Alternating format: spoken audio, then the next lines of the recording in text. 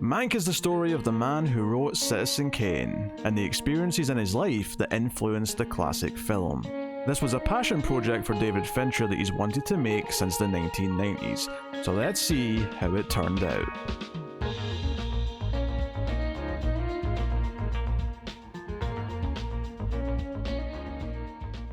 Welcome everyone to the Collector's Cut. I am Peter, and joining me as always is David. We cannot capture this movie in an hour and a half. Only the review of one. This is a movie podcast. We talk about movies, and we're working our way through the works of David Fincher. In fact, this is our final episode of this current season. Next week we'll move on to something new. Is it Christmas season next week? It is Christmas season. Oh We're my, into okay. December. Well, next week we start the Home Alone franchise. In fact, on that note, you'll be getting more than one a week for a little bit, because we want to knock out all 6 Home Alones before Christmas Day, so you're getting some extras. Merry Christmas, everyone. But we are finishing off our Fincher season. We've done almost everything he's made, just barring Alien 3, because that's over on the Ace, because it's sci-fi, and we've left Girl with the Dragon Tattoo remake to go with the other Dragon Tattoo and other, the rest of that franchise. Hornet's Nest, Yes. Fire, something. Technically, it's the Girl with the franchise, because that's the thing that unifies them all, but it doesn't sound good to say, so it's the Dragon Tattoo franchise.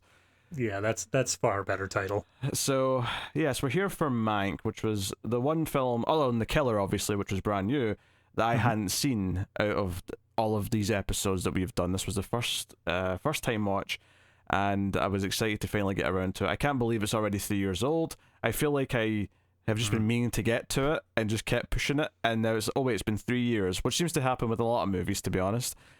Yeah. So here we are. It's incredible with how many movies people can verify that you are watching because you do reviews for them. How many still manage to slip through the cracks for so long? Absolutely. I mean, hell, just look at my letterbox. Like I'm logging movies left and right, but somehow some stuff still slips through the cracks. Yeah. But yeah, we'll get into it. We'll start spoiler free, of course, as we always do. The basic gist of this one: it's based on true events. It's about Herman Mankiewicz, Mank obviously for short, who was the screenwriter on Citizen Kane, and it's somewhat about him writing that screenplay, but it's also kind of about the decade building up to that moment, where some of the things that influence what he wrote about in that script are kind of played out in a series of flashbacks.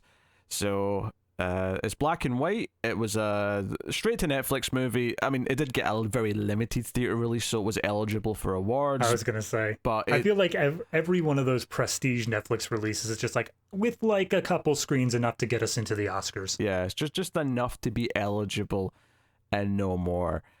But yeah, that's interestingly, this finished shooting in February 2020. So if they were just a few weeks later and still had stuff to do, that release date would have probably slipped quite a bit. That's the point where David Fincher's just sitting in his chair. Is like, I swore I wouldn't use CGI, but I gotta. I could just finish the movie now. Oh dear. And there's a big gap between this and his last film, Gone Girl, because he was doing Mindhunter for a few years in between them. So it wasn't like he wasn't doing it. I think he was actually doing something else. And I'm still not quite forgiven him for just giving up because he said it was taking too much time. And I'm like, yeah, we wanted like 5 seasons of this damn thing. We wanted you to finish the story, Fincher. Well, Mindhunter wasn't getting Oscars. It was only getting Emmy nods, which who cares about that when you could get Oscars? But did Mank get Oscars? Yes, at least one. It did? Okay. Yep, I think cinematography was the one it won for, yep. Okay, all right. Fair enough. No, actually 2. Production design as well. So, multi-award winning. Very good. Very good. So, yeah. So as you said there, it's in black and white. It's going for a style. It's interesting, though, because it's in black and white, but they shot it on, like, ultra 4K digital red cameras. So, it's like, I almost wish that he went backwards and also said, I'm going to shoot on film, but Fincher's been like a digital boy for like a long time now. Oh yeah, there's no way Fincher would go back to film. I think he's been I think Panic Room, at least, maybe even I think Fight Club is still film. I think Panic Room was a switch to digital. I could be wrong, but I think that was a switch for him to digital video. I mean, if we're just very briefly getting into the movie itself, the movie does everything in its power to make you believe that it is shot on film itself, because they do like the whole cigarette burn stuff. They make it like there's little jumps in the frame every once in a while. Yeah. But it's still very clearly digital. Yeah, it just looks too clean, and despite anything they add to it, which makes it a little disingenuous, which is a shame, because I do think it would have been nice to be in film. Yeah. You know, something that's set at a very similar time period that we did recently was Oppenheimer, and Nolan still shoots on film. He didn't do it in black and white. Oh, I actually did segments in black and white. I'm saying that. Yeah. But that looked a bit more old school in that sense because of it, even though this has a lot of flourishes, and because it's set around Hollywood especially, you see a lot of like actors of the time period and their haircuts and the old-timey studio stuff, and them walking around the back lots and all that stuff. So but yeah, that's the basic gist of what the movie's about, and we'll get into it. So I'll just ask David the question, what did you think of Mank? I think this movie had a lot to say, and I don't think it quite got it across well enough. I think that this movie is very dense. It has, like you were saying, the basis of the plot is Citizen Kane, but honestly, majority of the plot comes down to like the inner working politics of Hollywood at the time. And I say politics in both the studio structure and also just U.S. politics. Yeah, literal politics, yeah. And because it's doing all of that, it does feel a little spread thin. It does feel like it's just trying to do a bit too much all at once, which there's a quote in the middle of this movie where they're discussing Citizen Kane, and they basically say, man, it's too confusing, this cutting around in time sort of stuff. No one's going to get it. And even as that scene was happening, I'm like, this is Fincher just talking to the audience, being like, I know, I get it, just try to follow along. So all in all, it was a well-made film, but I can't say I really enjoyed it as much as a lot of his other films. It's got its meta moments, because clearly the structure of this is somewhat meant to mimic Citizen Kane. Oh, absolutely. And that's intentional, of course. So you've got all that stuff. I mean, it doesn't open with the main character's death. That doesn't take that part from Citizen Kane, but it does feel like it's doing a lot of similar stylistic things. I'm kind of mixed on it as well. I think there's some standout individual scenes in this that I really liked on their own with how they handled certain things, but I don't think it really all comes together into a coherent, full-formed film where by the end I really felt like I got a full experience. And part of that is that going into this not actually knowing a whole lot about this character or a lot of these characters and like the backstory behind the making of Citizen Kane. Obviously I'm familiar with Citizen Kane, I have seen that movie, but there's a moment early on in this film where he started writing the script, and so the sort of the constant like present day stuff, for lack of a better term, which is 1940, right, where he's got a broken leg and he's writing the script in this like house, and he's got a couple of assistants. He's got like a nurse who's German and another assistant who's like the typist, right, who's like this British woman, and he's I forgot what I was going to say. What was I building up to there? It was talking about something that I was going to make a really good point about. I mean, you were just talking about like there's some good scenes in this movie. No, but there was a specific line he said that I was about to reference because it was going to make a point for me. Oh, it beats me. Damn it. Anyway, I'm sorry. Whatever. So yes, he's writing the script, and he's cut. It was such a good point I was about to make. I didn't even interrupt you. I don't even know what you... I've had a lot of sleep today, okay? Like, my brain's going to just melt at various points during, especially this movie. Like, this was the worst movie to be doing in the day where I had very little sleep, because it was so dense with... Oh, I remember what I was going to say. Hey! Right.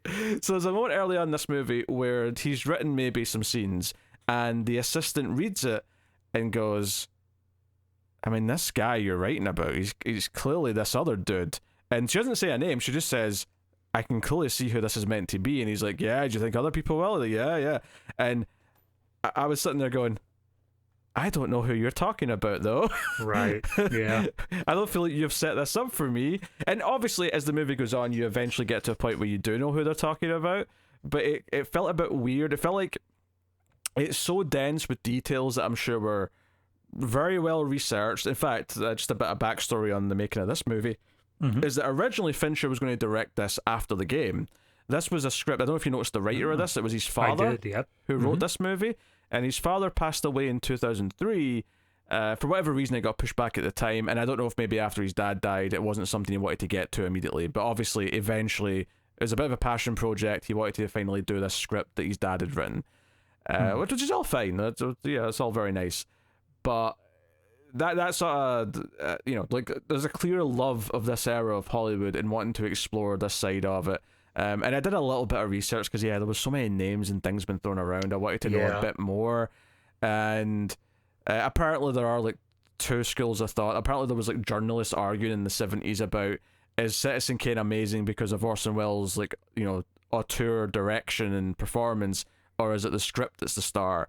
And there's kind of a debate going between which one was the more important. And, I think I would just stock it up to they're both pretty important. Ultimately, it's a smart script. Admittedly, I think at least what filmmakers seem to take from Citizen Kane more than anything is all of the new ways and that Orson Welles used the camera. It was all the ways he shot the scenes, and I don't know if that's necessarily something you can give to the script. But as they clearly point out in this movie, between the assistant and then like his agent, if that was that character who comes in and says, hey, this is jumping around a lot. It's like, you kind of need a roadmap to understand this thing. Like, clearly the idea of a non-linear movie was not something that was being done at the time. I don't think that there was an idea of this, because obviously plenty of movies would have started with, okay, here's the present day, and then we cut back to 4 hours earlier, 4 weeks earlier, however far back you want to go. So there was this idea that non-linear is okay, but I think the way that they were saying Citizen Kane was more so jumping around, much like this movie did, where you would see present day stuff and then go back to older stuff. And I feel like I want to go back in time and hand this agent the script to Memento and just watch his mind explode. Sits there, wait a minute, hold on. What's a cell phone? I'm just because non-linear is such a thing, and Nolan especially does like to experiment with the structure of movies. And we're so used to dealing with it that it's quite funny hearing someone in 1941 being like, I don't think we can get away with this. Audiences, like, it's too confusing. Like, it's jumping around. Like, there's a brave new world. There's a scene at the very beginning of this movie where a bunch of writers are basically pitching this movie idea to an exec. And they're just talking out of their ass. They have, like, no idea what they're even doing at that point. They're just throwing out random plot points and hoping something threads together. But they're saying it in this sort of way, and they're like, oh yeah, it's this it's a monster movie. And he immediately points out, like, Universal's got the monster movies. Monster movies are done. They're dead. So already at this point there's this idea that there needs to be a shakeup in what's in the theaters. There needs to be something new thrown out there, but then nobody has any idea what that new thing should be. Yeah.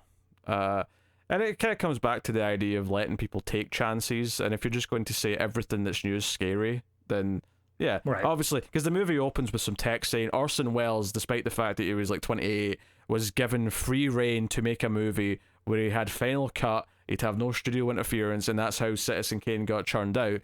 And people still refer to it as one of the most important movies ever made. So obviously, you can't do that with everything. Do you know who else had final cut and free reign? Tommy Wiseau. Okay, like, they're not all going to turn out to be special. Well, that is special, but not in the same way. Eat your heart out, Orson Welles. Well, there's even a scene in it that's kind of a remake of a Citizen Kane scene. Yeah, when he's wrecking the room and throwing stuff around. It's like, oh, this is who did it better, Orson Welles or Tommy Wiseau? That'll be that. Whenever we get to The Room on Criterion Cut, we'll finally make that call. Hey, you joke, but I think Criterion, if they got the rights, they'd put out oh, no doubt. They would release that movie. Put out Benjamin Button, as we already established. Oh. And one of those is a lot more enjoyable. One's a lot more deserving and culturally important. Mm-hmm. And I say that I'm not even joking. Like, I'm saying that with a straight face. Absolutely. It's one of those things where I think it's the Library of Congress is like, oh, we're selecting films for the registry that's like the most important films culturally. So while you will have films that are there that are, your Ingmar Bergmans or whatnot, you'll also get Shrek added to the list because it's like, no, it's important culturally. We're not saying it's good, it's important.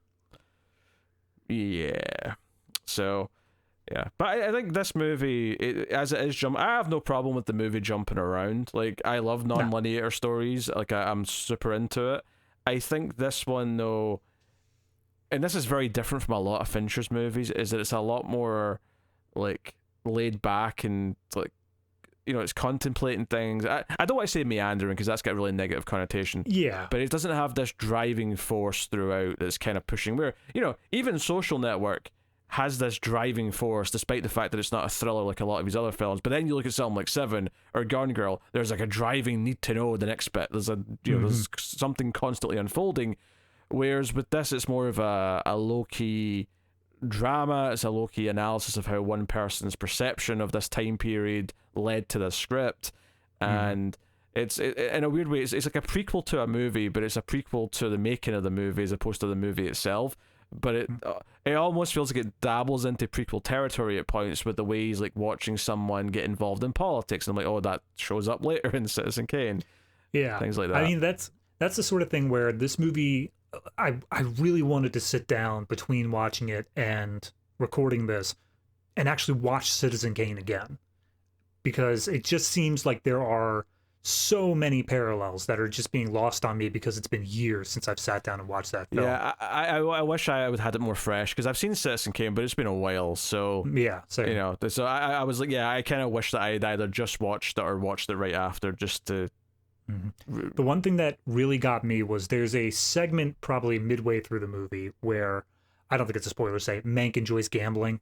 It's a thing he likes to do. It's a constant running thing, yes. Yes. But there's a point in the middle of the movie where he makes a big bet and then it looks like it's not going to pay off. And they do this sort of weird ethereal scene where you see like the clock ticking around his head, but it's like very much of the time effects of what could be accomplished via just like negatives of film and just compositing and stuff like that. And that's the sort of thing that I feel was probably ripped directly from Citizen Kane. I feel like I remember seeing that kind of scene being present. Yeah. I think one of the standouts for me, and I can say this without really spoiling anything, is there's a scene maybe about a third of the way in where it's a birthday party for the guy running MGM, right? Mayor, right? Literally the Metro Golden Mayor, the last name on that list, Louis B. Mayer. And he's making a bit of a speech, and Charles Dance's character's there. He's William Randolph Hearst, who's this sort of newspaper guy, if that sounds familiar, if you've seen Citizen Kane, who's really rich and is getting involved in all this stuff. And it's this party scene, but it's a really weird, unrealistic scene in some ways, in the sense that everyone in the room is kind of like, they're all kind of separated out throughout the room. Like, some people are sitting at the fire, some people are over at these other sofas, there's like a corner of sofas on the other side of the room. It's a very big room, but they all just sort of seem to be in the same conversation where, Gary Oldman will say something on one side of the room and then someone on the other side of the room will respond to it, and the conversation bounces, almost like they're sitting like at a dinner table where they're all chiming in and they're all part of the same conversation, but they're all spread out. But I kind of liked it because they start talking about what's going on at the time. And this scene, a lot of the scenes are set during the 30s, and this scene in particular is 1933, so it's the year the Nazis came into power in Germany. And that subject comes up. They're talking about the difference between socialism and communism. They're talking about the Nazis and what they're doing, and some of them not wanting to talk about it because it's uncomfortable, some of them not understanding. Like, literally someone turns to someone and says, "What's a concentration camp?" Like, that's a line of dialogue in that scene. And Which it doesn't even feel like it's out of uncomfortability. It just feels like it's 1933. People just don't know yet. Well, no, that one's not uncomfortable, but there's definitely, like, there's a woman who's like, "Oh, can we please stop talking about I don't want to talk about the Nazis." So, there's... but it's the way it bounces around all these characters. It's a long, like, maybe 10-minute sequence of this conversation bouncing around, and occasionally Gary Oldman will have a little zinger that makes a few of them laugh, and it keeps going around. I was like, that may be my favorite scene in the whole movie, just because it was so intricate in the way it bounced around, and it was bringing up all these ideas that were very important as the movie went on. We find out some things later on that sort of tie into all this stuff. So I really like that scene. When I got to that scene, I'm like, oh, maybe this is where it's going to start kicking into gear, where I really see the artistry. And unfortunately, I think after that, it kind of went back to some of the other flashbacks that I was less interested in. Yeah. Which, which is a shame. So I did find myself, in the 2 hours and 10 minutes or so that this movie lasts, I did find myself kind of not. I wouldn't say I was like unengaged per se, but there was definitely a sense of, okay, like, how much is left? Like, where are we? Yeah. So my biggest problem with the film is that there's really, as much as we say it's a non-linear timeline, it really is just two timelines. It is present day, and then it is slowly working its way up to present day from 1930. Yeah, but barring, I think there's like a flash, because the flashback at the start where they're pitching movie ideas, that's actually from much later in the timeline than most of the rest of the stuff in the flashbacks. Right. Which goes back to about 1930 and starts, like you say, chipping away up to roughly 1940. But I think the problem that I have the most with it is that the different timelines are both working towards different things. It doesn't feel like one is informing the other or enforcing the other. It feels like just two totally separate things where the only thing that we get from the old timeline is finally figuring out why he feels so compelled to write this script about Hearst in the first place. And honestly, I don't think it was necessary. I don't think that was needed to get to the point they were at. It was a big bombastic scene, don't get me wrong. They worked up to a good climax, but it just felt like each time we cut between the two different time periods, we were just seeing two different ideas for what a Mank movie could have been. Yeah. I guess I kind of agree with that, because as well, it's a well-performed scene that you're talking about, this big sort of dinner table scene towards the end. It did feel a little bit. It was a bit weird because it was kind of important in that Charles Dance's character is so absent from the movie for large chunks of it that you kind of needed a big scene with him to really solidify his importance towards the end. But at the same time, all of the actual dialogue and all the things that Mank says in the scene feel really on the nose. Now, for all I know, the real person that actually went on this rant, and it was all stuff that ended up being in Citizen Kane. And if that's true, then fair enough. I can't argue with the fact that it happened, and I get why you feel the need to put that in the movie, because that's kind of a big deal that he made this big speech and then went away and wrote this film. Yeah. But it does feel a bit weird, where I felt like the character that Charles Dance is playing, who's so important to the motivations of the movie and the character of Mank, that I feel like we should have been getting more of like their relationship throughout. Instead, it focuses a lot on his relationship with his wife, played by Amanda Seyfried.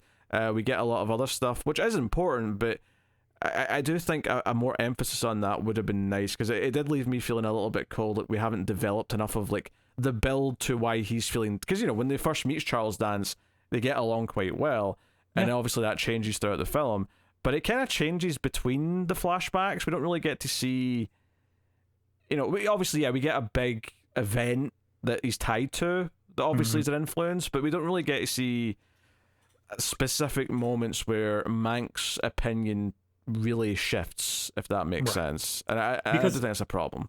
Yeah, because majority of what the old plot is dealing with, as I said before, is the politics. It's not about this individual man. It's more about what this man represents, of the old blood of the studio system that controls everything in Hollywood, compared to this new idea of like, no, how about the people control things, not just in the studios, but also in just politics as a whole, which is came to your thing about socialism and whatnot, and the argument they had with that. That's the main focus of the second older timeline. The Hearst stuff is like just there as window dressing to tell this story of politics. It doesn't feel like it's informing the writing of the script later on that is supposedly based on his life. It feels like it should be way more emphasized than it actually is in the movie. I think that is a big issue. It is kind of nuts though. Like early on, they're talking about how the Writers Guild is a new thing that's just formed, and I'm like, we just finished a writer's strike. This is so weird to be hearing this. Yeah. But here we are, and they seemingly, we don't know exactly like what they got in the victory yet, if we can call it that, but given that they held out as long as they did, I suspect and hope that they did get everything they wanted. Right. You're talking about like now, now, in yes, the movie. yes. Yeah. Oh yeah, go back to this time period and say, hey, by the way, there's a concern in the future that they might just use a computer to write the script instead. So all you writers are going to be out of a job. That was one thing that was incredible to me. There's a line somewhere in here where Mank is saying like, "Oh yeah, you know, as a junior writer getting $750 a week," and I'm like, "I'm sorry, $750 a week back in 1940? That's incredible. That amount of money." Yeah. I mean, it's not a point one thing or another, but like just to think about it in terms of modern day, where you hear people are not able to afford rent or not, as a actual being like on the show that they are writing the entire thing for. I think this goes for everything though. You like if you go back to the 50s and 60s, you hear about families where the dad's got a wife and 3 kids, and it's just him that works, and it's enough to pay for like they've bought a house. He supports 3 kids and a wife with just 1 paycheck a month, and like the economy's changed over the years, right? Oh yeah, absolutely. I just found it incredible because at first they said $7.50, and I'm like $7.50. That's that makes sense in my head of how low prices were back in, especially this was like Depression era at that. This was like late 30s, and then they clarified no, $750. I'm like, oh God, I want to be back in those times. I would go back then, write Memento, blow everybody's minds. They weren't ready for it. You have to build up through culture. You can't just jump straight to a new movie. All right, I mean 1939 was Batman, so I'll just do Batman Begins as soon as the first issue comes out. I believe it was 1940, David. Thank you, but nice try. I'm gonna double check now. My nerd cred is up for grabs. It was definitely in 40 or 41 maybe, but not. Yeah, you're right. I'm thinking Action Comics. Action was 38. Yeah. All right, fair enough. Wait, hold on. I think it's Detective because that's what I'm. That's 19. No, wait, that's issue 1. We're off track. Anyway. Oh dear. Yes. So. Yeah, I have to go back and invent Batman just to screw Bob Kane more than anything. Yeah, there you go. But then Bill Finger also gets the finger. So. But give him a cut. Oh yeah, there you go. I'll just say, hey Bill, I've got a man dressed like a bat. What would you name him? Batman? All right, you're a co-creator now. Here's 50-50 of everything, and you've still done something wrong because you've just stolen Batman from Bob Kane, but he stole it from Bill Finger. At least you're giving Bill Finger half of everything. Bob Kane didn't do that. I'd say this is the best timeline. I don't know about you. Yeah, it's a perfect timeline. So, spoilers, I guess? I mean, I don't think... The only thing I did want to bring up is what I was saying before about those little touches that he does to make this feel like it is an old-timey film. Specifically, like the cigarette burns in the corner, and then... as he specifically times it as well. It's not like he just drops cigarette burns anywhere. Because the whole point, if you remember the Fight Club scene, is it's the indication for when the projectionist needs to change over to the next reel. And so he specifically times them so that after 5 seconds and then 1 second, it cuts into the next scene. So you can almost predict when a cut is coming just because you can see those up in the corner for like 1 or 2 frames. I think that was just a brilliant little touch to it. He didn't have to do that. It would have still seemed just as filmy, but he decided to go through and make it that little extra mile the same way it would have been back then. So, tiny little things like that. Yeah. So, full spoilers then for Mank from henceforth. So... It was a sled. Wait, is that a spoiler? Different movie. Yeah, fair enough. Yeah, so... Like I say, the framing device, if you want to call it, it's more like the A-plot rather than a framing device, to be honest, is him writing the script, confined mostly to a bed. I think later on in the movie he's walking around with a crutch or whatever, but he spends a lot of time just in the bed. He's an alcoholic, that's brought up many times. I think one of the things I appreciated is that after that big scene where they're talking about Nazis and the Holocaust, they don't use that word, obviously, I don't think that was a thing yet. Yeah. But they're talking about concentration camps and stuff. There's a neat little scene where we find out the German woman who's there helping him, and she puts up with a lot of his shit because he's not like he's kind of nasty verbally. He's never violent or anything like that, but he's got he's got a bit of a mood on him, Yeah, shall we say? I mean, at this point he's already recognized as a fantastic writer. People see his talent, so it seems kind of a thing where his job here is to write, and therefore he's able to treat everyone else kind of like trash because it's all about him and him getting his process done. But he's not like cruel or anything like that. He's just a dick. But the British woman's like, why are you here, like, putting up with this guy? Like, I know why I'm here, but why are you here? And she mentions that he got her and her family out of Germany in the 30s, and not only just her and her family, but her entire village, which was 100 people. And I didn't fact check this to see if the real Mankiewicz did this, but this is a pretty big thing, so I assume there's some truth to this. Yeah, probably. I mean, I can't imagine they'd be able to make up an entire Schindler's List plot without having some truth to it. But it was an interesting, because I think it served a purpose in making me like him a bit more as a character, and making me think, okay, I know this is going down a path where he's going to oppose the more right-wing views that this, Hearst character is going to start being kind of the figurehead for. And the idea that he was willing to, or try to help some Germans get out of Germany when the Nazi stuff was going on, is, it's an instant win, right? It's an instant, okay, good guy thing to do. But it also just ties into the themes and where it's building to with the conflict with the other character. And this 1-2 punch of that big conversation scene and this little reveal soon after it was probably the best, like, pair of scenes for me in terms of getting me interested in where the movie was going, where its like sort of themes were going. And then I wasn't into stuff after this quite as much, because it handled it by looking at it from certain angles and viewpoints in ways that I just didn't think was as interesting. Obviously, they tell the story of building up to this election, and the big part of it they get to is that Hearst has Mayor from MGM make basically a smear campaign of propaganda about the Democratic candidate for the position. Who is, for people who are aware of literature, Upton Sinclair, who was a big, like, political guy. He was the guy who basically exposed a bunch of the I think his big thing was called The Jungle, if I remember correctly, and it was just exposing the, like, meatpacking industry and how horrible it all, like, was back then. So he was basically responsible for the FDA coming into existence as a whole and being able to help people food-wise.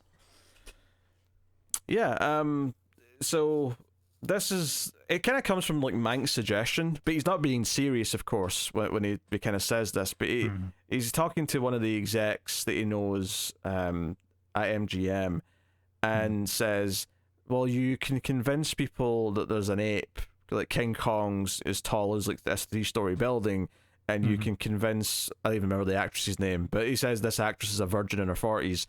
Right. If you can convince people of those things, but you can't convince that your candidate's a good idea, that you're not trying hard enough. And it kind of almost inadvertently leads to the idea of them making these smear campaign videos. And obviously this is the 30s, so this is probably, I'm sure there were smear campaigns before in newspapers and things like that, or maybe even on the radio, but this was probably one of the first examples of it being a video, of it was something that you're seeing, you're showing in theaters before a movie plays, wherever they're putting this.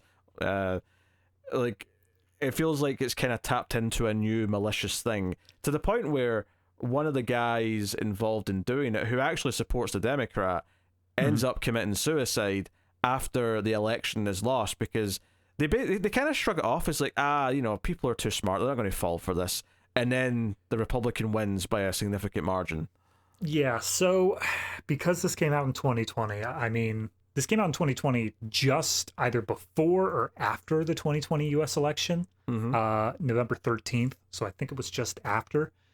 I mean, this is just a full commentary on, like, fake news and propaganda and stuff used in politics, like, full stop. I mean, they open up, like you were saying, that one conversation about the Nazis. They talk specifically of saying, like, oh yeah, I watched this little talkie where Hitler was kissing a baby, and they say the feeling it gave them, and it immediately informed their decisions on the Nazis as a whole, just based off of this tiny clip that they saw. And it's just, I mean, the Nazis were very well known for being some of the first to use film in a propaganda aspect. And people in that scene as well, like one or two of them just shrug off the Nazis as not a big deal. Like, it'll blow over. It's not going to be a big thing. Little did they know that the Holocaust in World War II was, just right around the corner. Yeah.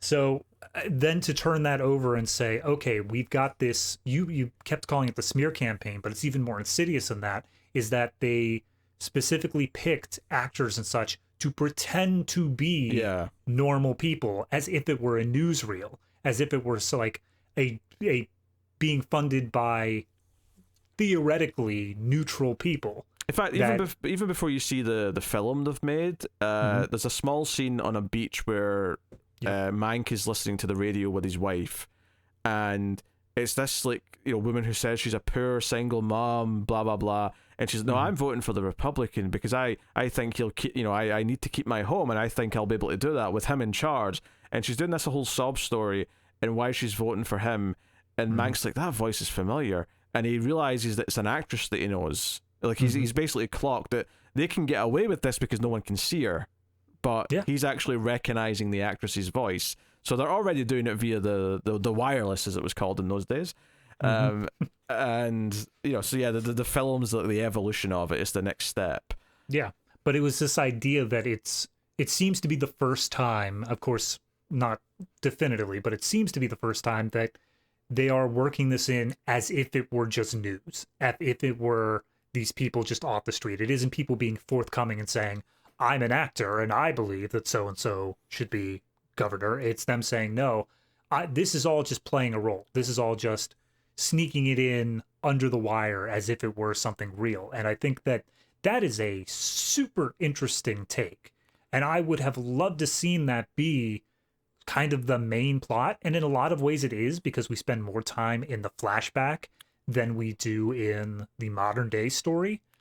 But because it all has to culminate to the modern day story with the writing of Citizen Kane, it doesn't feel like it's the main focus. And as such, it kind of just feels like it's wasting time as we go through this. I think it would have probably fit better if there was a direct link to, like, Hearst is the one who's supposed to be behind all this. And I think if you actually showed him making that decision, or showed a confrontation where Mank realizes this came from him, that it was his idea to do this, then I would think it would then fit in quite nicely. It'd be like, okay, you're the monster who chose to do this, and he tries to talk him out of it, and then Hearst tries to justify why he's doing it and why he won't stop it.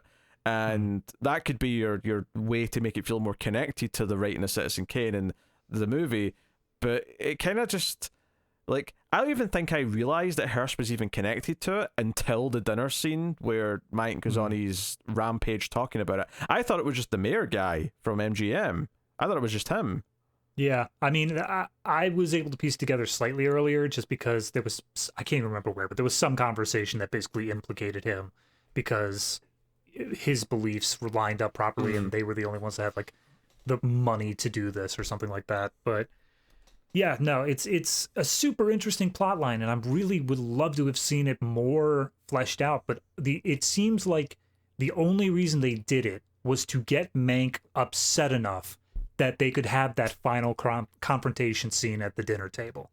It doesn't feel like that was the focus of the movie as a whole, where I think honestly it should have been, because it's a far more interesting plot than this kind of dual setup we've got going on. Yeah.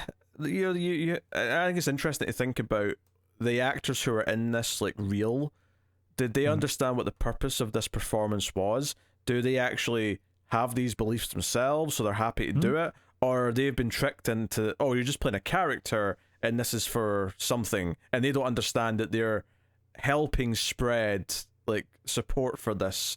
I don't know. And I guess people would say, but how naive could you be to not think that? I think now, yeah, but I think given, like we're saying, this is the first example of this kind, really, at least for a lot of this area, this time period involved. I totally get that they maybe would just be convinced, oh, this is just a part for something that they don't understand. I mean, you say that nowadays, but they still make these movies. They still do these things. It's not like it's gone by, and they wouldn't do it if it doesn't work. Clearly, there must be some return. But I'm saying from the actor's perspectives, I think an actor nowadays knows what they're involved in when they're being asked to do something like this. I'm saying here I could be convinced that, no, some of them just are innocently taking a job and don't understand that they're, contributing to a smear campaign. That's right. I mean, there is that scene very early on where Mayer just basically walks in front of his whole studio and tells them, hey, everybody, because of the Depression, we're doing pay cuts. Everyone's on 50% salary. But he's framing it as a plea to them, saying, like, I don't want this any more than you do, guys. I'm totally on your side. We're a family. We're a family here at Metro-Goldwyn-Mayer. But one of them even chimes up. He's just like, hey, if all of our salaries are getting cut, is yours getting cut too? And he's like, let's not get stuck in the particulars, guys. Let's just it's important to note here that he says to them that in 8 weeks it'll go back up and you'll be back paid all the cuts you had. Yep. But then we later find out that, okay, the wages have been back up, but he never gave them all that money back that was cut for those 8 weeks, like he promised he would. And they even, in the scene leading up to it, they show him kind of just giving the breakdown of the studio to Mank's brother, who's apparently trying to get a job there. And he says straight up, like, we spend $1 million on stuff that nobody's ever going to see. And that's just so we can give it a shot, see if it'll work, and then we never actually put it out there. And he says that as like a point of pride of like, we could just spend $1 million on nothing. And then he immediately walks in the studio and says, we don't have any more money, guys. Please be okay with that. I think it's all a framing thing, because I think it's completely acceptable to say not every project that you put some development time and money into turns out to, come to exist, to fruition. That's acceptable. Although $1 million does seem like a lot in 1932 or whatever that year this is that he's given this especially speech. Because he's specifically saying we are in the Depression. Like the banks are closed and we're spending $1 million on things that no one's ever going to see. Yeah, he also says there's only one star at MGM and it's the Lion, and never forget that. And that made me think, actually, of all things, of modern WWE, because they've done a big thing over the last 20 years of saying no one person is bigger than the brand itself. Because if you go back to the 90s or the 80s, it was Hulk Hogan in the 80s, 90s it was Stone Cold and The Rock, and they've made this effort, and almost to a detriment of not having superstars the way they used to, where no one's as big as any of those guys, because they intentionally don't try and make them that big, because they want the brand itself, like Disney, to be the big thing. And I get the logic of it, but that's what this reminded me of here, where he's saying, no, MGM is the brand, it's the star, and everyone else is just part of that. Which, again, that is a plot that I would have been much more interested in seeing, is this transition, because as we said, the Writers Guild was just taking off at this time.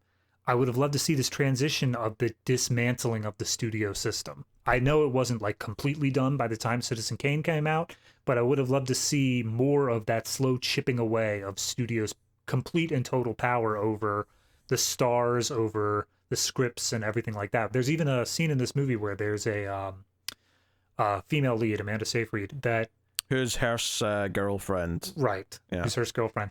And she makes a big deal over how she's leaving MGM and going to a different studio. And it's this whole big goodbye. And she's like, oh, I can never come back to the studio. Because all of these stars were locked in to a specific studio at the time. It was a big deal once one of them left and went to a different one. To compare it to wrestling again, it was all like someone jumping from WCW to WWF. Yeah. Everyone was sort of an employee of a studio, whereas now, and for a long time, actors just go and take movie roles, and if they can fit it in their schedule, they'll make a deal just for that role, and that's it. They don't belong to a studio, nor directors. Which again, the directors and writers are all like that here too. They're all on staff, and that's changed. Sometimes you do get directors who make an exclusive deal, and they'll keep making movies for a studio for a while. That does happen, but it's not like a sure thing. It's just that happens because the studio's like, holy shit, no one's so good, let's pay him a fortune to keep making movies at Warner Brothers. It's one of those things where back in the day, the exceptional writers would be the ones that managed to squeeze out of their contracts and be able to work anywhere, whereas the on-staff writers are always locked in. Now it's the opposite, where the exceptional ones are locked into picture deals, and the normal ones are just freelance, showing up whenever. Yeah, but the ones that are locked into deals are getting paid like hefty for being locked in. Like they're making bank as a result. So yeah, there's a scene earlier on with Amanda Seyfried as well that was interesting. This is like 1931, 32, somewhere about there, where she first meets Mank, and she mentions that she's like just sort of like practicing like more dialogue roles for talkies because they're still a new thing. Like they're it might even still be the 20s when this scene happens. Like it always dated them. Like they do this thing whenever they go to a flashback, it comes up like the header in the scene, so it types out exterior, location, day, and then year, and then like parentheses flashback for all the old stuff. Yeah, so which is a neat little stylistic choice to capture your flashbacks that way. I appreciate that. Yeah. But it was like honestly, the movie industry stuff is the most interesting, and I wish it was just more of a proper narrative from start to end about that. Right. I think. And the writing of Citizen Kane is fine, and the guy they've got playing Orson Welles does a decent impression. Oh, dude, I think he's spot on. He sounds fantastic. Yeah. He's solid as Orson Welles. Orson Welles, funnily enough, is a relatively minor character in this, all things considered, despite the fact that he's the guy who we associate most with Citizen Kane and goes on to direct Citizen Kane, I should say. Well, see, I think that's intentional, though, because a lot of what this movie is positing is, as you said, Orson Welles is not really all that involved. It's more of Mank, and he's the one who wrote the whole thing, and then Orson Welles is the one who directed it, adapted it, like got it onto the screen. Yeah, but he's also credited as co-writer because he did redraft it. So right, absolutely. So when they win the Oscar for best screenplay, it is both of them that technically get the award. But they make a specific point that Mank doesn't believe that Orson Welles really did much of anything in terms of the rewriting, because that was the only award that the Citizen Kane won was best screenplay. So Mank believes that that's pretty much all him, whereas Orson sees it more as a 50-50 thing. Yeah, worth mentioning though, at the very least he did trim it down, because I believe the script when Mank finishes it is about 300 pages. Oh yeah. Which, I don't know if anyone else is familiar with the rule of thumb that basically transitions pages to minutes in terms of runtime, but it's basically a page a minute. 300 minutes is 5 hours. I agree. However, if you saw the way that he was dictating, he was going like really in on the particulars of things. True. He was being very descriptive. He was giving prose more or less. So I feel like it may have been different back then. Yeah. Okay. Maybe he's writing a bit too fancy for what we think of as a screenplay. Fair enough. But still, 300 pages is a hefty script. Yeah, no, people are just like, so I looked over your script, and I'm like, no, you didn't. You would have needed a week. What are you talking about? Yeah, notably, it's actually titled The American or something to that effect originally. Yeah. I was hoping they were going to get to like how it changes its name to Citizen Kane. I assume that was Wells later, maybe that did that. Yeah, maybe. See, that's the thing though. I would have been fine with this movie being focused on like the studio system. I would have been fine with it focusing on the politics of things. I would have been fine with it just focusing on the production of Citizen Kane, a la Disaster Artist, that sort of thing. But it doesn't do any of those individually. It spreads itself out very thin across all three of them, and it, because of that, makes it feel like none of them were done properly. Yeah, I don't think it's impossible to juggle all three of those things. I think there is probably like, and I hate to. I think the sad thing here is that because this was a script that his dad wrote, and he probably didn't want to go in and like tinker with it, that maybe in some level it was just like, no, we're doing it as it is. Like, it doesn't matter. Yeah, I'm doing what my dad wrote, and that maybe hindered it in a weird way, where maybe having another writer take a second pass at it to, effectively be the Orson Welles to his dad, right? And just give it another pass, just to like tighten it up and maybe have things connect a little bit better, emphasize some other details, because I think certainly the politics of not the studios, but the real politics, right? The stuff with the campaign and all that does feed so much into the inspiration for why he's writing about the character he's writing about, that I think those two do kind of get married together.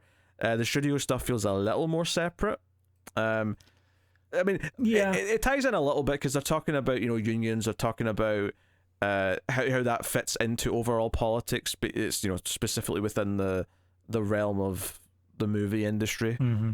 But yeah, it's doing a lot of things, and it's maybe not. Honestly, there's maybe just too much of him sitting in a bed writing, and those scenes, by and large, I don't know if those are as interesting because they're like. Maybe it would have been better if it was just a framing device where you started with him sitting down and dictating the start of the movie to his assistant, and then it's just all the movies in flashbacks until the end where we come back to when Orson comes to pick up the script, and you just devote the entire movie to telling the story. See, I would have been okay with that. Or there's the thing that they do once he's done writing the script, because he's actually finished writing it probably by like the halfway point of the movie. Maybe 2/3, but yeah, it's a lot earlier than I think you probably think it's going to be. Yeah, because then they end up coming back and they say, like I said, more people come up and they're like, so I read your script. It's super obvious you're going after Hearst. He's a very powerful man. Are you sure you want to do this? And it's just him buckling down over and over and over again saying, yes, I'm sure. Yes, this is how I want to do it. And people keep hyping him up, saying, okay, if you're going to do it, it's great. Good job. Fantastic.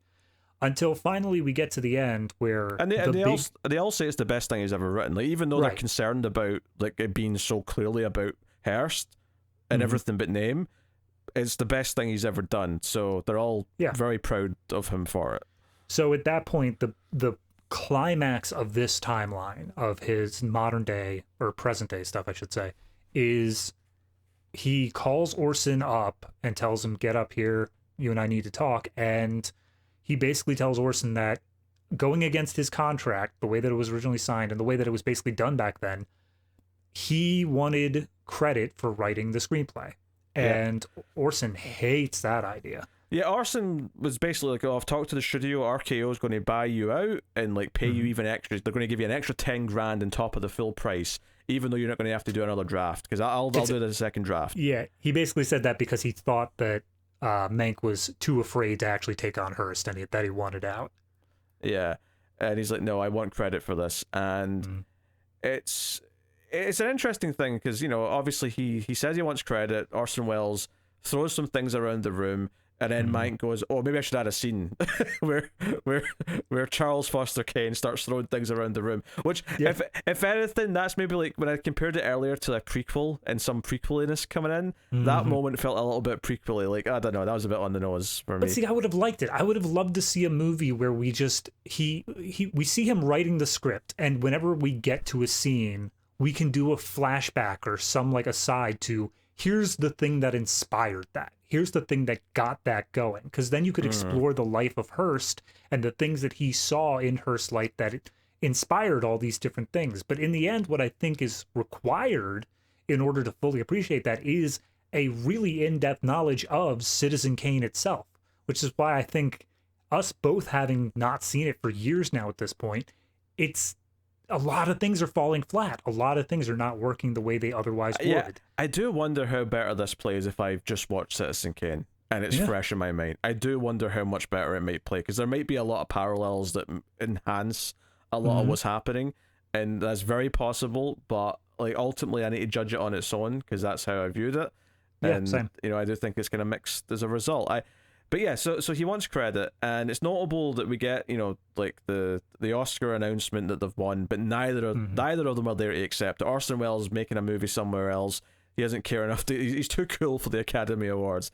Right. And there's this interview with Mank at the very end where he's been interviewed for TV, and he's holding the award, and he's like, oh, you want to know what my acceptance speech would have been? And he basically says, well, I'm glad to be accepting it, where Orson Welles, currently is, i.e., on my own. He's not here. Like, that this is the perfect way to accept it, and that's all he says.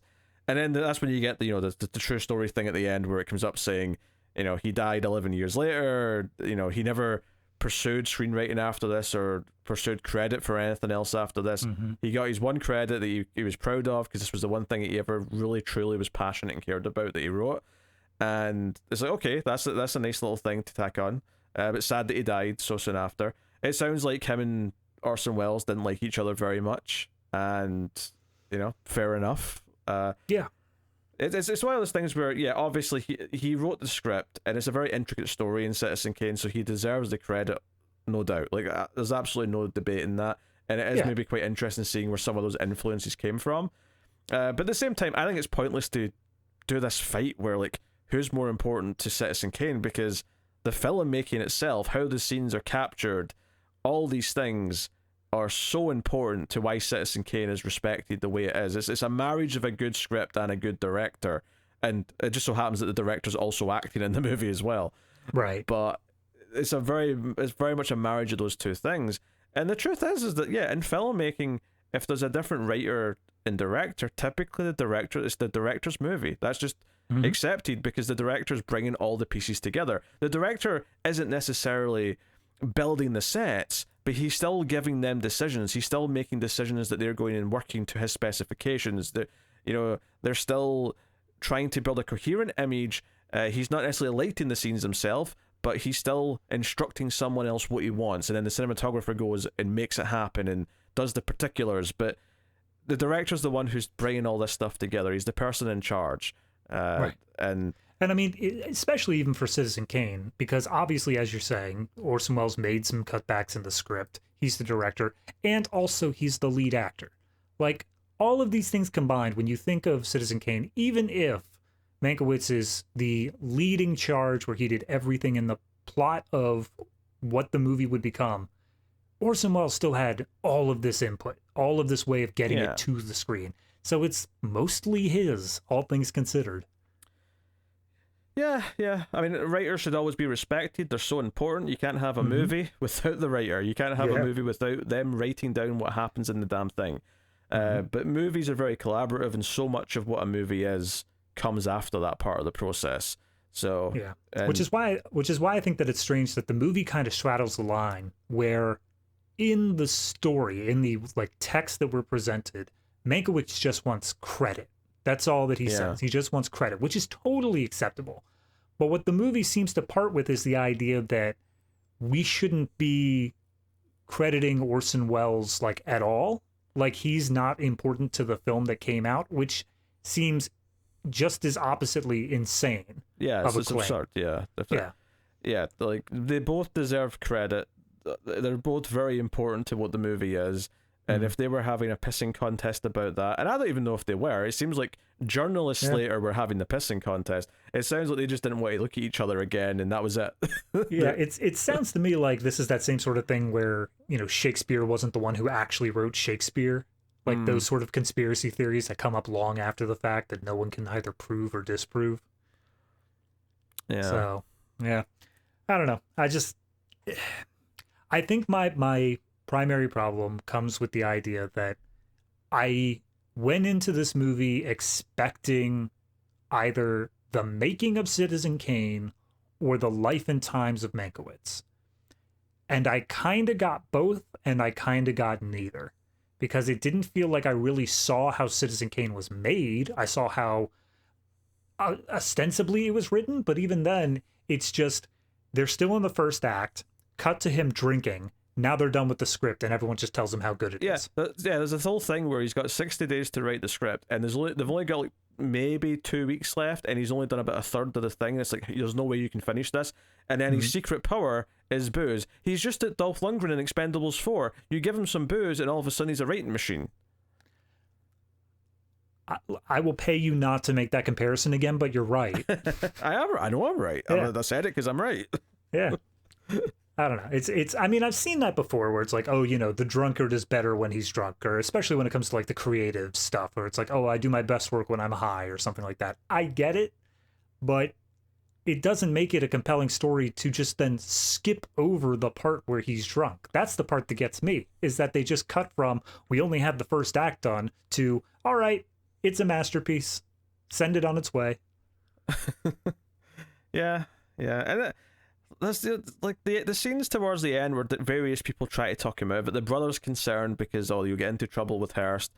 Amanda Seyfried shows up, and she tries to kind of talk him out of it, and they kind of have this very amicable ending to this scene where they're sitting on a tree branch or whatever it is, and she basically says, no matter what, don't take it personally, but I'm going to have to try and stop this film from ever coming out. And you know, not necessarily her character personally, but you know, RKO, the Hearst and Co. did try and stop it, and when it originally came out, only played in a certain number of theaters because a lot of them were scared of pissing off Hearst for playing it. Yeah. So there was a kind of a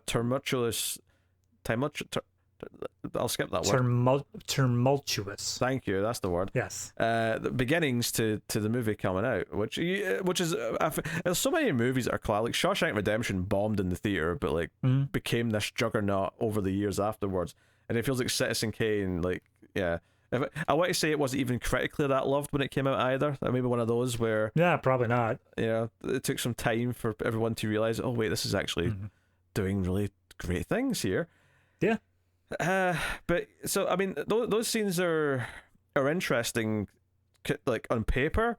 But I think because you've not really sold me that Hearst is a scary guy, so all these scenes where they're coming up and saying, "Hey, you don't want to be in Hearst's bad side," I'm like, we've barely seen him. We saw him at the birthday party scene, and we saw him in the scene where we first met him. And I think at this point in the movie, that's the only time we've seen that character.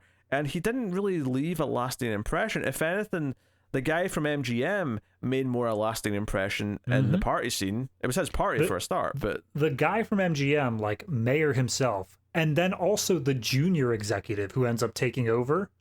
Like both of them, I felt had more lasting impressions of being able to actually influence things than Hearst. Honestly, I think the thing that they were relying on was Charles Dance just being menacing on his own, because he is, but in this he's not nearly as much as he is in other roles. Yeah, like Last Action Hero, that's a classic with him in it. He's great in that movie. It's been a long time since I've seen that one, so take your word for it. That was another classic that was maligned upon its release. Yeah, and, too meta. I feel like Last Action Hero would play a lot better if it came out now than it did at the time. If it came out now, the third act would be nothing but just, and here we're introducing the multiverse of cinema. That's true. They would ruin it. They would ruin it with modern shit. You're right. Yep. It's better that it came out when it did. I agree, because it was Arnold in his prime. But if it came out now, it'd be Arnold as a 70-year-old man, and that would be de-aged Arnold. As a 70-year-old man. No. Oh, now you're bringing like crappy CG into it. Let's not do that. Yep. Let's not do that. Maybe we'll get a sequel to Citizen Kane. Maybe this will inspire someone to go off and write. I have to imagine, like, obviously not wide release, but I have to imagine some, like, Z-grade studio was like, we're gonna make Citizen Kane 2. And they just tried their hand at it, and it was awful, and nobody ever remembers it. But they'll have to spell it like Michael Caine, just for the so they don't get into trouble with Warner Brothers, who own the movie now. Is it not out of copyright? No. It's not? Oof. Damn, that one's lasting forever. No, because the limit now is like 85 years, so... yeah. Or it's closer to 100. It's 100 years now. It used to be 85, and then Disney... It's like the life of the author plus like 80, unless it's made by a studio or something, in which case it's 120 blank or something. I don't know. It's all confusing for the purpose of nobody ever gets anything anymore. I mean, for movies, it's a set number now, because Metropolis went public domain at the start of this year, in January. Okay. And if you work that out, that came out in 1922? No. 26. So do the math from that. Okay. Here we go. You won't be able to post Citizen Kane on YouTube legally until 2036. That's almost 100 years then. Yeah. 95 years. Oof. Oh, well. Yeah. That's fine. Warner Brothers better get their get going on their whole trilogy or something then, because I feel as soon as we hit that day, everyone's going to be whipping out their own sequels. 2034, we're going to get the Kane cinematic universe. Because Winnie the Pooh went public domain, and there's all these shitty horror movies coming out based on Winnie the Pooh now. Yep. So yeah, it's kind of nuts. I mean, we're not that far away from Batman and Superman being public domain, relatively speaking. True. However, because of the way public domain works, you can only use the things that are established back then. It's only the original versions, I know, but yeah. So like everything you know about Batman and Superman, you're not allowed to use for like another couple decades. Yeah, yeah.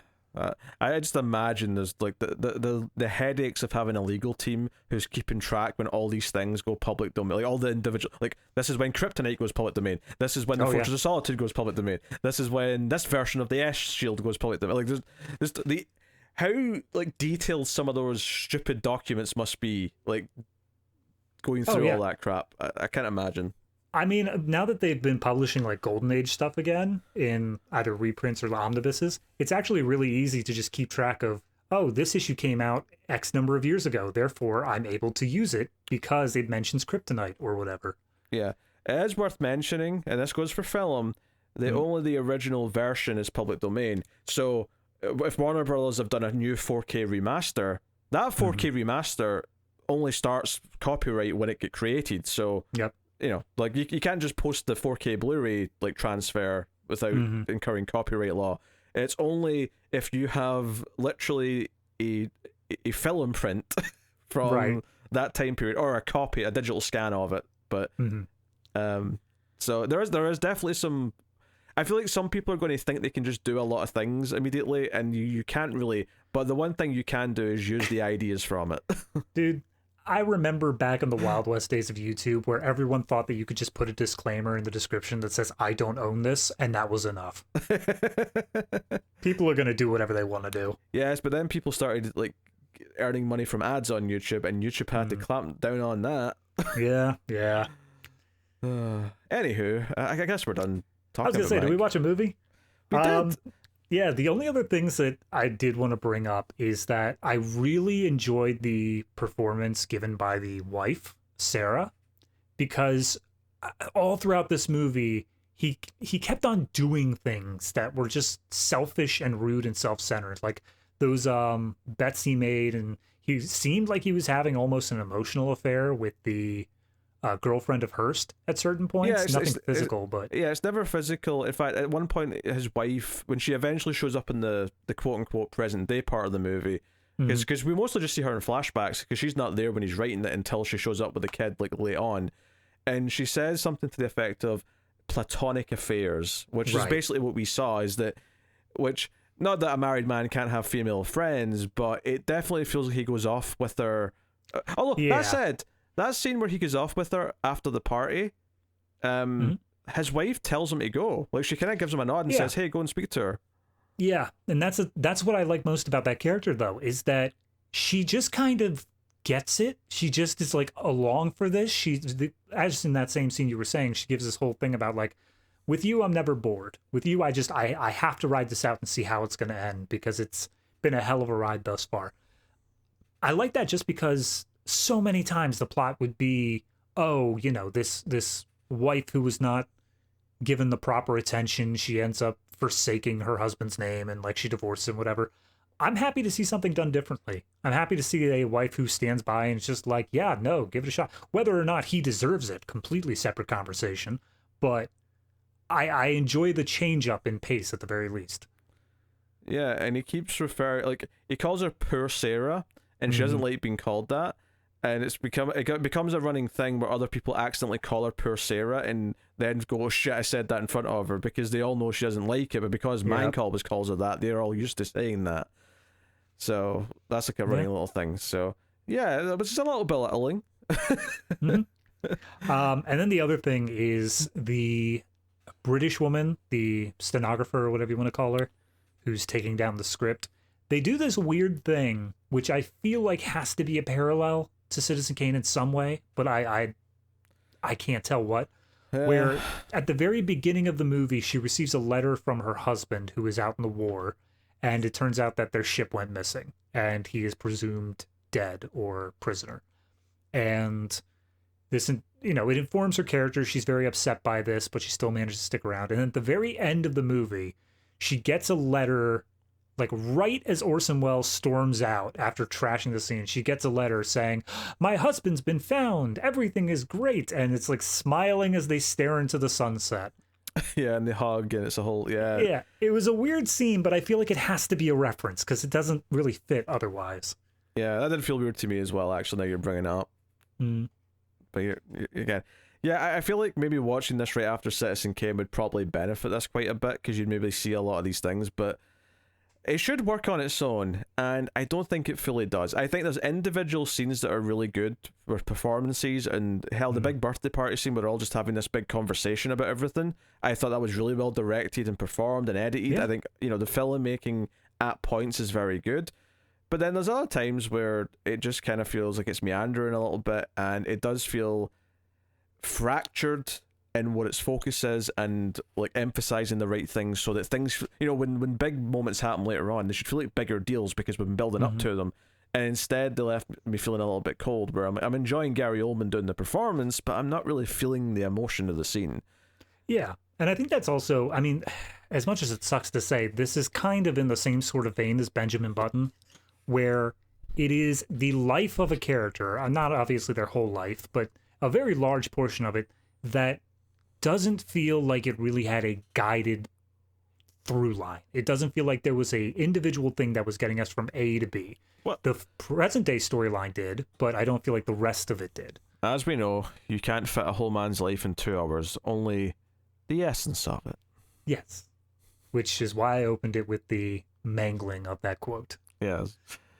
Yeah. Honestly, I don't have like a ton left to say about this. And I kind of like halfway through, I was kind of getting that vibe where I'm like, I don't know, like I'm not super into this. Like, and I knew I wasn't super into it, and it's hard to define sometimes. Some movies it's clear where it loses you, but with this one, it was like, no, I mean, obviously I was looking forward to it. I wanted to like it. It seemed like something, movies that are about movie making can sometimes turn out to be really interesting and entertaining, because obviously if you're watching movies, you like movies, so seeing a movie about the movie industry or something on behind the scenes, we have not done these movies yet, but when we eventually do things like Martin Scorsese's Hugo or Cinema Paradiso, like there's some phenomenal films that are kind of a tribute to filmmaking in some ways or other, and I was kind of hoping that this would be maybe a slightly more cynical, darker take, because it's this alcoholic character, but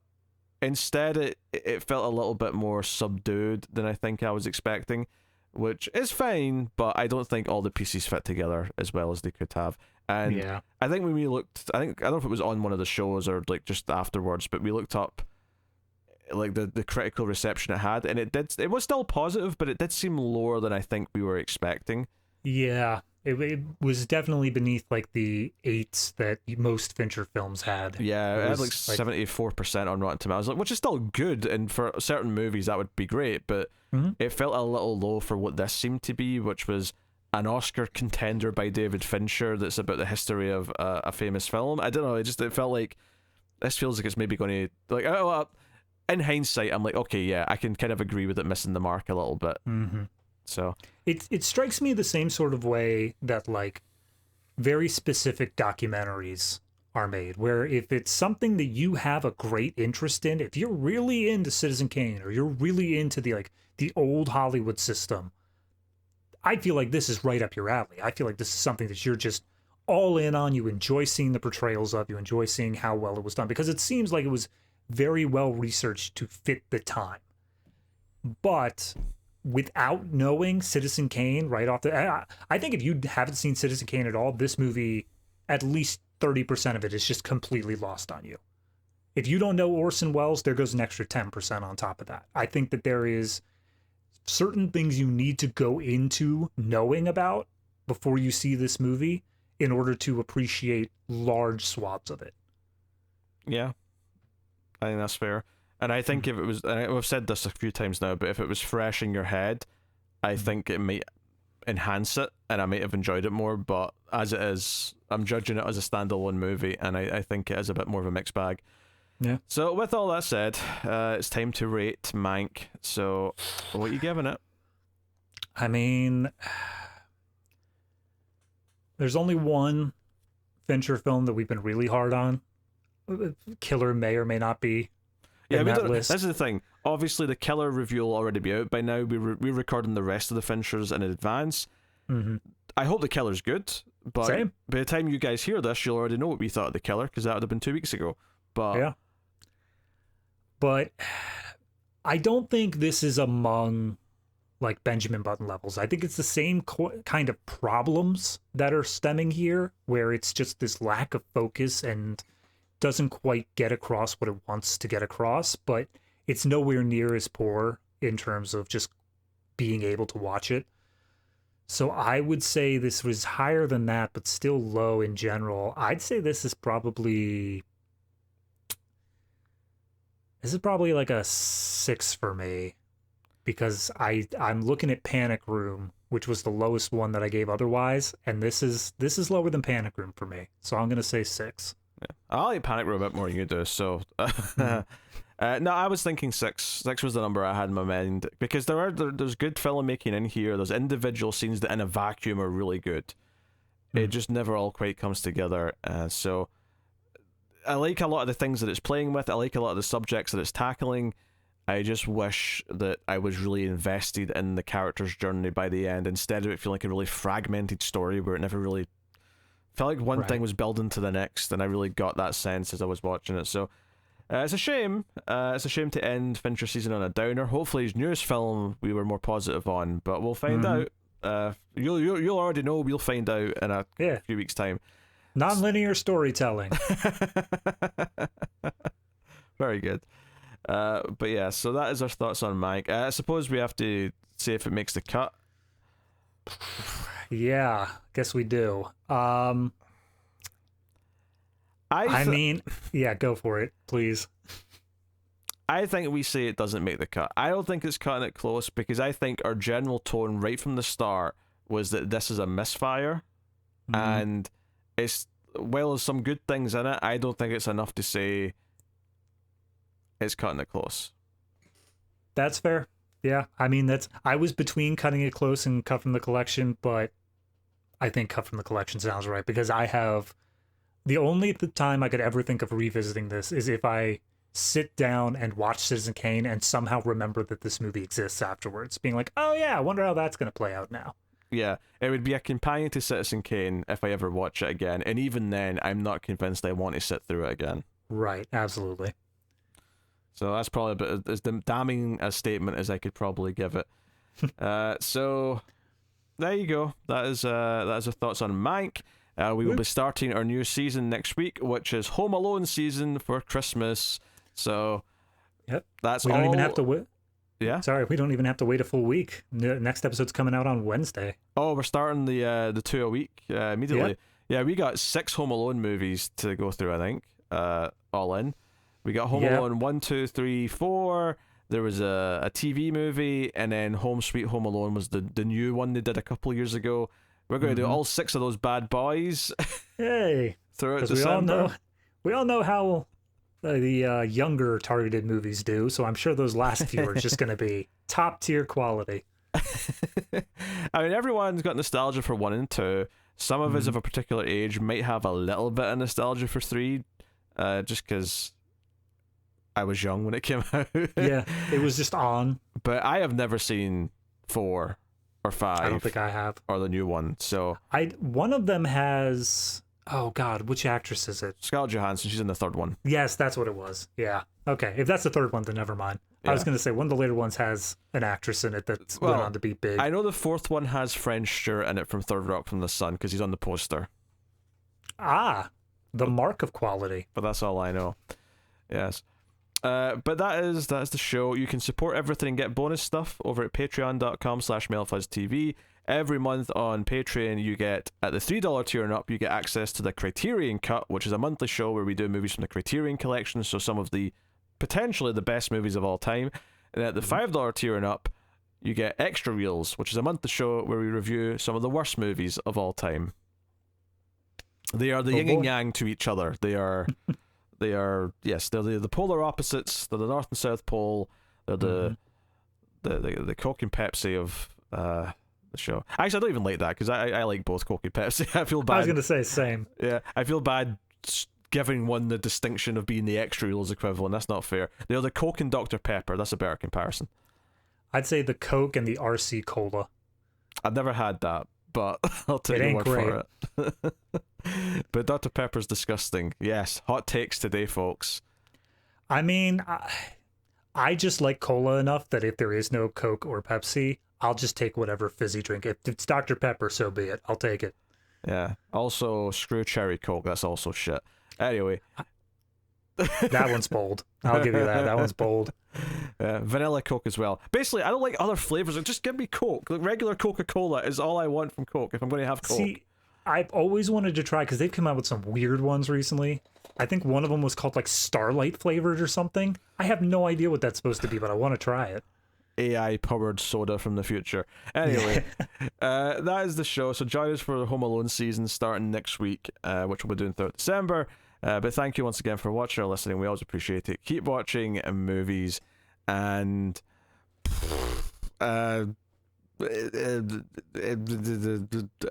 movie reference. This is cinema. Brilliant.